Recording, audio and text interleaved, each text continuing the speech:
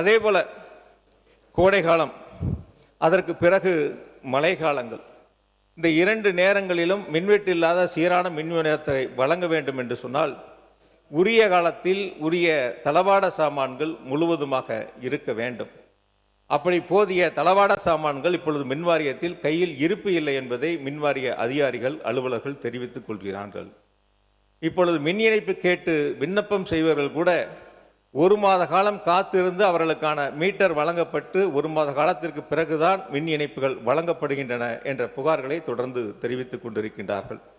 ஆகையால் புதிய அரசு அந்த தளவாட சாமான்களை உரிய காலத்தில் கொள்முதல் செய்வதற்கான ஏற்பாடுகளையும், புதிய மின் இணைப்பு கேட்டு விண்ணப்பித்திருக்கின்றவர்களுக்கு உடனடியாக மின் இணைப்பை வழங்கக்கூடிய வகையில் அவர்களுக்கு தேவையான மீட்டர்களையும்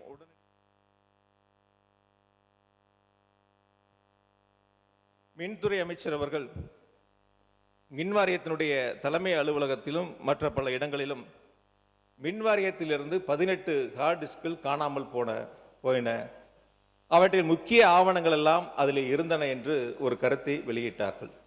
அவர் சொன்னது 18 ஹார்ட் டிஸ்க், கிடைத்ததாக சொன்னது 38 ஹார்ட் டிஸ்க். ஆக மின்வாரியத்தில் 18 ஹார்ட் டிஸ்க் காணான்னா 38 கிடைக்கப்பட்டிருக்கிறது. மின்துறை அமைச்சர். மாண்புமிகு பேரவைத் தலைவர் அவர்களே, நான் கடைசியாக தான் பதில் உரை சொல்லலாம்னு நினச்சேன். ஏன்னா இந்த வழக்கை பற்றி பேசியதனால் இது உடனே பதில் சொல்லாமல் நினச்சோம். ஸோ முதலாவதாக மாண்புமிகு நம்ம உறுப்பினர் அவர்கள் சொன்னது வந்து நல்ல மைக்க நல்ல உங்கள் பக்கம் தெரிவிக்கோங்க. மாண்புமிகு உறுப்பினர் அவர்கள் சொன்ன விஷயம் வந்து, அதாவது கடந்த 2 மாதங்களாக நிறைய ஒரு 3,70,000 கனெக்ஷன்ஸ் வந்து நம்ம ரீஅசஸ்மெண்ட் பண்ணிட்டு இருக்கோம். அது குறித்து அவர் சொல்லியிருந்தார். அதாவது இது குறித்து சமூக வலைதளங்களில் ஒரு சில இதில் வந்து பார்த்தப்ப நிறைய இடத்துல வந்து அதிகப்படியாக எங்களுக்கு மின் கட்டணங்கள் வந்துள்ளதுன்ற சமூக ஊடகங்களில் ஒரு சில இடங்களுக்கு வந்தது. ஸோ அதற்கப்புறம் இது என்னன்னு விசாரிக்கணும், ஏன்னா பொது தளங்களில் வந்துட்டே இருக்குன்னு சொல்லிட்டு மின்சார வாரியம் தானாக முன் வந்து ஒரு அதிகப்படியாக போன வருஷத்திற்கும் அதுக்கு முந்தின வருஷத்தோட கம்பாரிசனை பார்த்து நம்ம தானாக முன் வந்து ஒரு 3,70,000 கனெக்ஷன்ஸை, எதெல்லாம் வந்து 3 மடங்கு 4 மடங்கு அதிகப்படியாக கட்டணங்கள் போன ஆண்டை கம்பேர் பண்ணுறப்போ வந்திருக்கோம். அவங்களுக்கு வந்து நான் தானாக முன் வந்து நம்ம ரீஅசஸ்மெண்ட் பண்ணலான்னு சொல்லிட்டு சுமார் 3,70,000 கனெக்ஷன்ஸை ரீஅசஸ்மெண்ட் பண்ணோம். அது சம்மந்தப்பட்ட சுற்றறிக்கை தான் அவர் குறிப்பிட்ட சுற்றறிக்கை. அது தானாக முன் வந்து அது குறித்து கூட திமுகவின் தலைவர் வந்து இல்லை கம்ப்ளைண்ட் வந்ததுன்னு சொன்னால் அதுதான் நான் கிளாரிஃபை பண்ணியிருந்தேன். எந்த கம்ப்ளைண்ட் 3,70,000 கம்ப்ளைண்ட் வரல. அது மின்சார வாரியம் தானாக முன் வந்து அந்த அசஸ்மெண்ட் பண்ணோம்.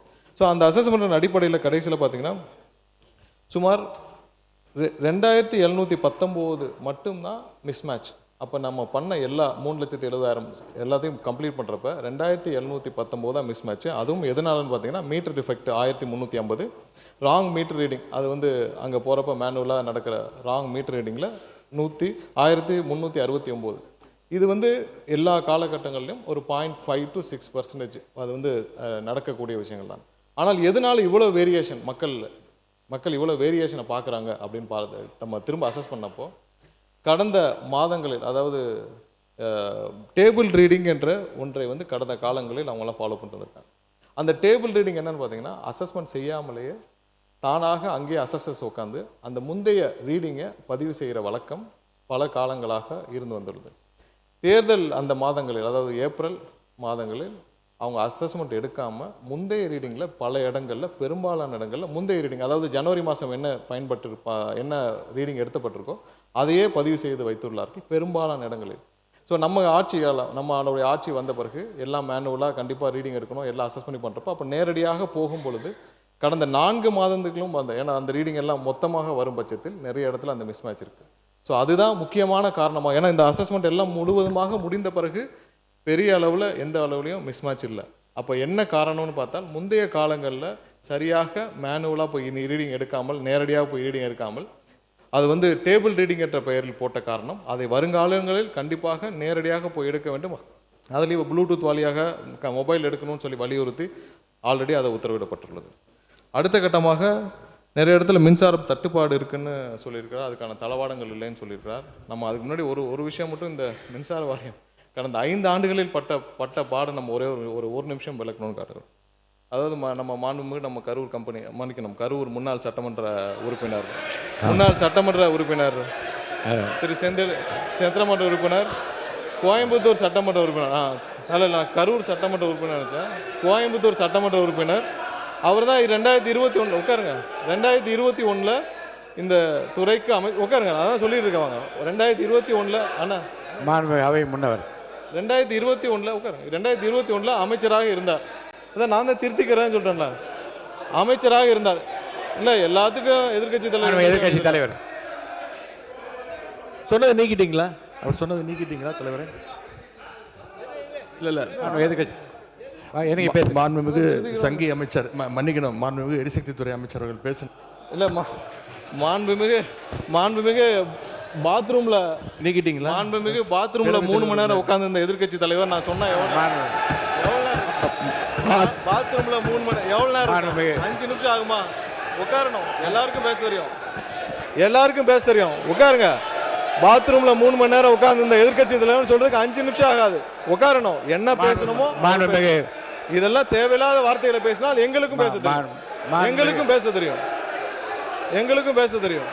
தேவையில்லாத வார்த்தைகளை பேசினால் எங்களுக்கும் பேச தெரியும். என்னவோ அதுதான் பேசணும். இல்லை மாண்பு உறுப்பினர், இந்த கரூர் மாண்பு உறுப்பினர் இந்த கம்பெனி என்ற வார்த்தையை நீங்கள் வந்து அவைக்குள் நீக்கிறேன். நீக்கிட்டீங்களா?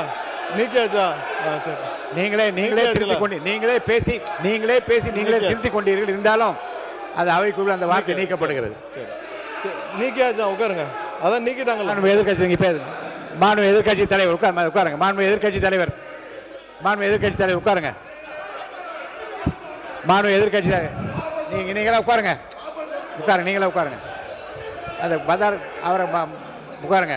மாண்பு எதிர்கட்சி தலைவர் நீங்கள் மட்டும் நீங்கள் இல்லைங்க. மாண்பு எதிர்கட்சி தலைவரை பேச அனுமதிச்சிருக்கேன், அவர் பேச அனுமதிக்க நீங்களே அதை அப்டேட் பண்ணுறீங்களா? அவர் பேசுறத நீங்கள் பேசுங்க. மாண்புமிகு தலைவர் அவர்களே, இப்போ தமிழ்நாட்டில் யார் பாத்ரூமில் எவ்வளோ நேரம் உட்காந்துருக்காங்க அப்படின்னு கண்காணிக்கிறதுக்கு ஒரு தனியாக அமைச்சர் வச்சுருக்கீங்களா என்பதை நான் கேட்க விரும்புகிறேன். மாண்புமிகு பொதுப்பணித்துறை அமைச்சர் அவர்கள். பேரவைத் தலைவர் அவர்களே, இந்த விவாதம் மானிய கோரிக்கைக்கான விவாதம்னு எல்லாருக்கும் தெரியும்.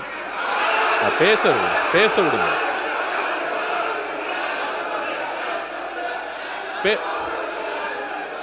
நான் எதுவுமே தப்பா சொல்லல, பேச விடுங்க. எதிர்கட்சி தலைவர் நான் பேச வர்றது என்னன்னு கேட்டுக்கிட்டு பதில் சொல்லிட்டேன். எதிர்கட்சி தலைவர் ஒன்றும் தவறு கிடையாது. நான் திருப்பி பதிவு பண்றேன். இந்த மாதிரி எல்லாரும் எந்திரிச்சா நாங்க எந்திரிச்சா இந்த அவை நடக்காது. எல்லாரையும் உட்கார சொல்லுங்க. எல்லாரையும் உட்கார சொல்லுங்க. உட்காருங்க. மாண்புமிகு எதிர்கட்சி தலைவர் மட்டும் பேசுங்க. உட்காருங்க. மற்றவங்களாம் உட்காருங்க. அவர் பேச அப்புறம் நீங்க பதில் சொல்லுங்க. மாண்புமிகு எதிர்கட்சி தலைவர் பேசுவாங்க, அதுக்கு மாண்புமிகு பொதுப்பணித்துறை பதில் சொல்லுவார். உட்காருங்க. எல்லாம் மீதி பேர்லாம் உட்காருங்க. பிளே ஸ்டோர் மற்றும் ஆப் ஸ்டோரில் இருந்து பாலிமர் செயலியை QR கோடு மூலம் பதிவிறக்கம் செய்யுங்கள். செய்திகளை உடனுக்குடன் பெறுங்கள்.